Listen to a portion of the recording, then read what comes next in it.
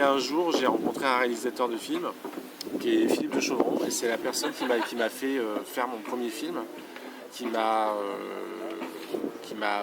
demandé un thème sur un film. Et quand j'ai fait ce thème, il m'a dit bah voilà, je l'adore, je veux que ce soit toi qui fasses la musique. Et c'est un film qui n'a pas du tout marché, qui s'appelle L'amour aux trousses. Et c'était en 2005, voilà.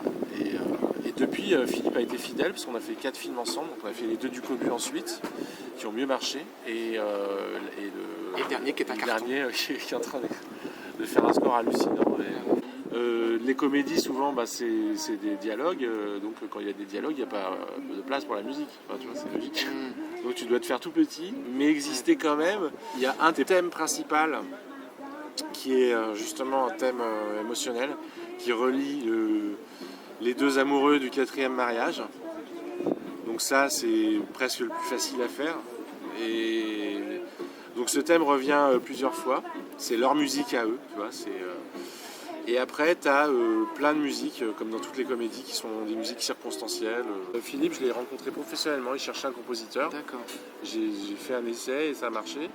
Mélanie, on s'est rencontrés par une amie commune qui est Kérénane.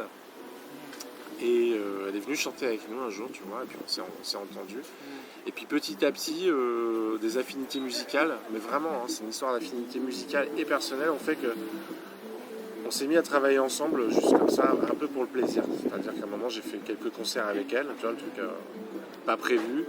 T'as participé à son album? Pas du tout. Pas du tout. Je l'ai rencontrée après, mais en revanche, j'ai fait des concerts avec elle sur son album. C'est-à-dire qu'à un moment, elle a voulu faire des concerts un peu décalés, un peu minimalistes, et on a fait autre chose que ce qu'elle faisait avec son groupe. Et du coup, quand elle a fait appel à moi pour ce film, elle savait déjà ce que je faisais et ce qu'elle aimait chez moi. Je suis pianiste à la base, donc elle m'a demandé déjà des choses à base de piano et à base d'instruments que j'affectionne et que je lui faisais déjà partager depuis un moment. Et en fait, cette BO, elle est assez particulière parce qu'elle a quasiment que des instruments rares. C'est-à-dire qu'il y a du hang drum, il y a du cristal bachet, il y a du perséphone. C'est très organique. C'est très important que ce soit organique parce que cette fille a une sensibilité des sons, de la... Tu vois, enfin, elle a l'esthétique du son. Le vent, je sais pas, le bruit de la nature. Et la musique fait partie de ça. Et du coup, c'était très important d'avoir un choix d'instruments organiques. Tu vois, c'est-à-dire que quand tu fais une nappe, tu peux faire une nappe au synthé, mais tu peux aussi en faire une avec un instrument organique. Le cristal bachet, c'est organique. Et donc cette BO, effectivement, c'est un mélange de thématiques et de textures sonores.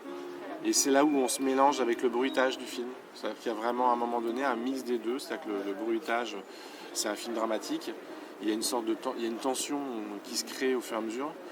Et la musique participe à ça. Et des fois, on est vraiment à la frontière du bruitage. Je suis intervenu un peu en amont parce que je suis allé sur le tournage et j'ai joué... j'ai eu 2 jours de tournage, donc j'ai joué mon propre rôle dans le film. Je suis un musicien et on a travaillé en amont du film, à côté d'un piano. Déjà, elle voulait avoir une certaine idée de ce que ça pouvait être, de personnifier certains sentiments ou certaines ambiances. Clairement, elle m'a demandé de jouer tous les instruments. À la fin, il y a un peu de cordes. Il y a des altistes qui sont venus jouer, on a mis un peu de cordes. Ouais, c'est tout. Mais elle m'a demandé de jouer tous les instruments, elle voulait quelque chose de très personnel, de très appliqué. On a composé le générique de fin en sachant que certaines parties correspondaient déjà à certaines scènes et à certaines émotions. Et c'est toujours très très discret. Et ça, c'est Mélanie, c'est son talent, c'est qu'elle est vraiment très lucide sur le dosage. Donc c'est très fin. Par exemple, il y a une scène que j'adore au début, une musicale, donc, où l'actrice principale met ses pieds dans l'eau, et là il y a une musique, il y a des petites notes de piano, c'est très lointain, tu vois, il y en a 2, pas plus, quoi. Il y a 2 événements au piano, c'est très fin, il faut aller le chercher, voilà. Là-dessus elle est extrêmement lucide et c'est très chouette de travailler comme ça. Elle n'a pas d'a priori, quand une prise est bonne, elle est bonne, quand ça lui va, c'est ok. Musicalement, ça s'est passé comme ça en tout cas. Le piano que tu entends au générique de fin, c'est un vieux piano qu'on a fait réaccorder, qui est chez elle. Et c'est une prise qui est la prise qui convient, tu vois. Et après on a travaillé autour de cette prise pour rajouter d'autres instruments et pour construire la BO, mais c'est cette prise qui est la bonne et puis voilà quoi. Ouais. C'est très réaliste et d'ailleurs il y a très peu de musique. Oui. Il y a plus de vie, de bruit, voilà. Oui, je suis sûr qu'elle fait un très bon road movie. J'ai travaillé sur une quinzaine de films. Donc ça a été très très dense en 4 ans. Et j'ai pas de plan de carrière, en fait je suis là parce que j'ai toujours voulu faire ça, donc je suis hyper content de faire ça. En fait ça mélange tout ce que j'aime faire, les musiques du monde, le classique, les instruments d'orchestre,